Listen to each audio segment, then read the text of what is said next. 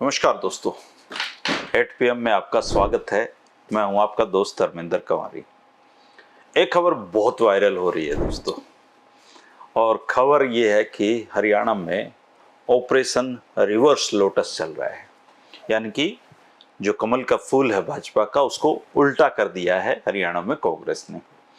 और ये बयान बहुत वायरल हो गया क्योंकि इस बात को दीपेंद्र हुड्डा ने बोला है, जो कि हरियाणा के बहुत कांग्रेस के लोकप्रिय नेता हैं, युवाओं में खासे चर्चित हैं।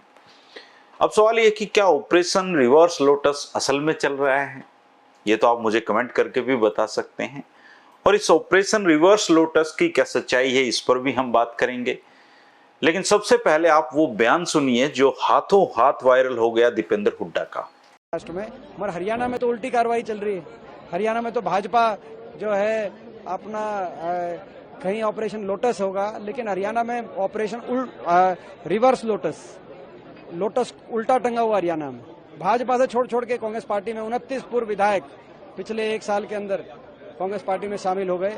आज भी 3 हुए, जहां आपने देखा। तो ये एक प्रतीक है कि हरियाणा बदलाव की तरफ बढ़ रहा है। दोस्तों, आपने वो बयान देख लिया है, और इसमें वो कह रहे हैं कि हरियाणा में ऑपरेशन रिवर्स लोटस चल रहा है। बाकी राज्यों में भाजपा चलाती है ऑपरेशन लोटस, यहाँ रिवर्स लोटस है। और भाजपा छोड़कर 19 एक्स MLA कांग्रेस को ज्वाइन कर चुके हैं, और यही है ऑपरेशन रिवर्स लोटस। अब ऑपरेशन रिवर्स लोटस की कहानी क्या है, ये कहानी बताने से पहले मैं आपको एक कहानी सुनाता हूं। एक सज्जन मुझसे जींद से मिलने आए थे रोहतक में, और उनका नाम राजेंद्र गुप्ता शायद था। वो आम आदमी पार्टी से जुड़े हुए थे। फिलहाल वो लकवाग्रस्त हैं, आराम कर रहे हैं। उन्होंने मुझसे एक गजब बातचीत कही, बातों में एक बात कही जो मुझे हमेशा याद रहती है।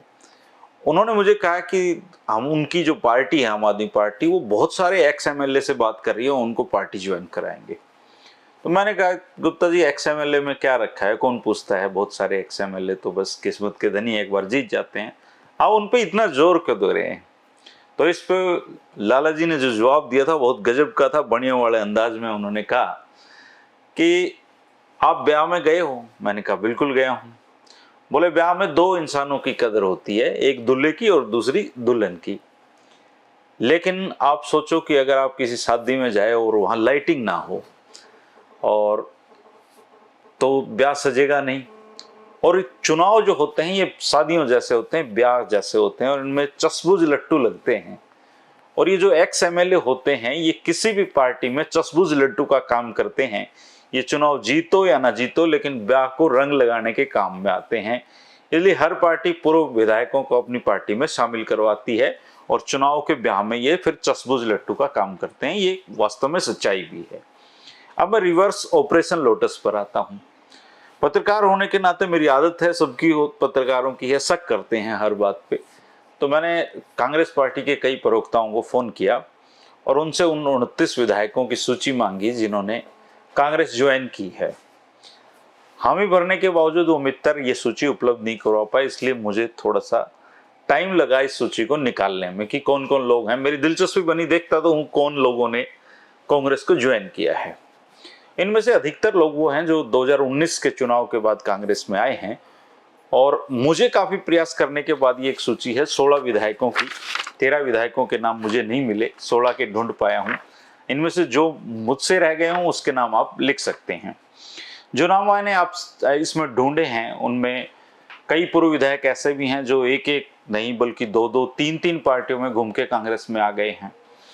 और कई विधायक ऐसे हैं जो कांग्रेस से ही विधायक बने थे, बाद में भाजपा में चले गए, फिर कांग्रेस में आए हैं, लेकिन एक्स MLA तो हैं ही।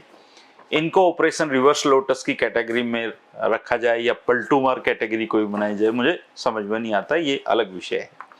खैर, मैं सूची में जो शामिल हैं, जो नाम मुझे मिले हैं, उनकी मैं आपको बताता हूं। इनमें हाल ही में अभी नरपेंद्र सोरान जी जो बारडा के विधायक रहे हैं हरियाणा विकास पार्टी के, वो कांग्रेस पार्टी से जुड़े हैं, भाजपा में थे पिछले काफी समय से। अतर सिंह मांडी जी के बेटे रहे हैं, वो भी बहुत बड़े नेता थे, मंत्री रहे हैं। उनके भतीजे सुखविंदर मांडी तो भाजपा से बारडा से विधायक रहे ही हैं। कर्नल रघुवीर सिंह चिल्लर भी बारडा के विधायक रहे हैं, एक चुनाव जीते हैं इनेलो से। वो चौटाला साहब के काफी नजदीकी थे, इलेक्ट्रिसिटी बोर्ड के चेयरमैन भी रहे थे।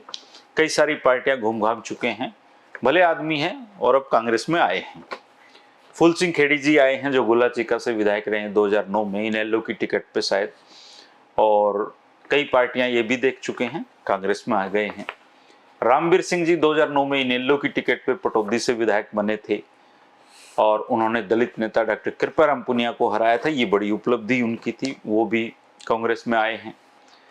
अब थानेसर के जो पूर्व विधायक हैं रमेश गुप्ता जी 2005 में कांग्रेस की टिकट पे इनेलो के अशोक अरोड़ा को हरा के वो कांग्रेस में हराकर विधायक चुने गए थे।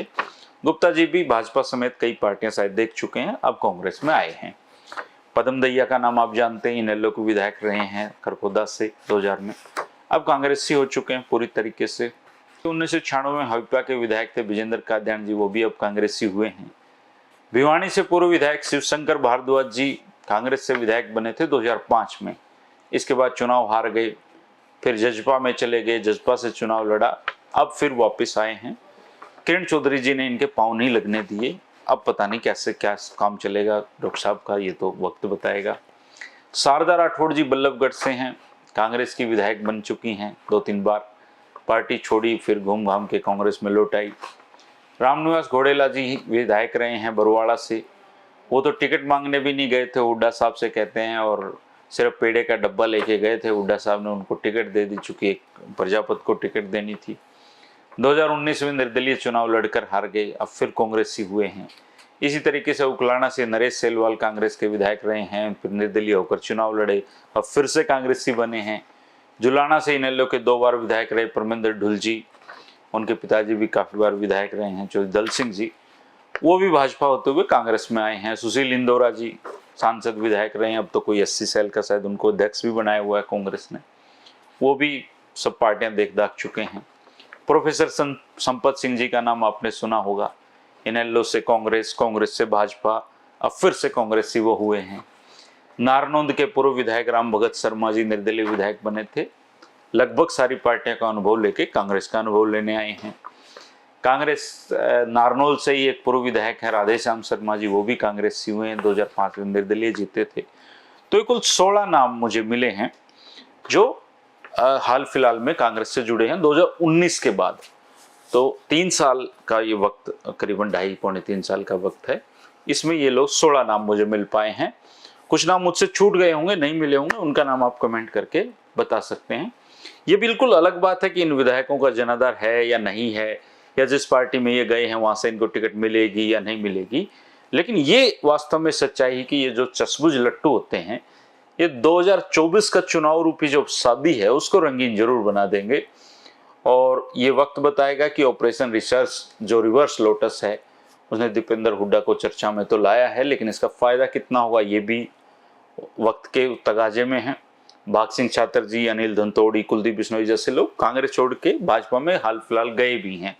तो ये सिलसिला चुनाव तक जारी रहेगा और पूर्व विधायकों का इधर से उधर, इधर से इधर जो गुलाटियां मारना है वो जारी रहेगा। फिलहाल 29 विधायकों को अपनी पार्टी में शामिल करवा के कांग्रेस को जितनी चर्चा बटोरनी थी वो उससे ज्यादा चर्चाएं ऑपरेशन रिवर्स लोटस बोलकर दीपेंद्र हुड्डा ने बटोर ली है। अब तो हरियाणा में लोग उनके हाथ के पे टैटू भी उनका बनवाने लगे हैं। तो थोड़ा सा बेहतर होता अगर वो प्रमाणिक तरीके से अपनी बात को रखते, कि सूची जारी करते कि ये 29 विधायक हैं, या उनको अपने प्रवक्ताओं को पूरा ट्रेंड करके रखना चाहिए कि कोई मांगे तो सूची उपलब्ध कराएं। लेकिन फिलहाल ऑपरेशन रिवर्स लोटस चर्चा में है। आप जरूर कमेंट करके बताएं कि क्या आप इस ऑपरेशन रिवर्स लोटस की जो मेहनत है उससे सहमत हैं, या कांग्रेस पार्टी को और मेहनत करने की जरूरत है, क्योंकि कांग्रेस पार्टी में जो धड़ेबंदी है वो कभी खत्म नहीं हो सकती है। और जो भारतीय जनता पार्टी है वो 10 साल से सरकार में हो जाएगी चुनाव तक, और 10 साल में एक बहुत बड़ा एंटी इनकम्बेंसी बनती है, उससे वो कैसे पार पाती है ये भी वक्त बताएगा। किन पूर्व विधायकों को वो अपनी पार्टी में लाएंगे ये भी अभी चल रहा है, क्योंकि चुनाव जैसे जैसे नजदीक आएंगे ये सिलसिला बहुत जोर पकड़ेगा। जितने एक्स एमएलए होते हैं ये हर चुनाव में इधर से उधर जाते हैं, इनमें से मुश्किल से 1 या 2% जो लकी लोग होते हैं जिनको टिकट मिलती है, बाकियों को तो टिकट भी नहीं मिलती है। खैर, ऑपरेशन रिवर्स लोटस की ये कहानी थी दोस्तों। इस कहानी में कुछ नई जानकारी हो या मुझसे कुछ छूट गया हो या मुझसे कुछ गलत इस जानकारी आपको दे दी गई हो तो आप कमेंट करके करेक्ट कर सकते हैं, क्योंकि कंप्लीट तो कोई होता नहीं है। फिलहाल के लिए इतना ही, फिर मिलेंगे। शुक्रिया, नमस्कार।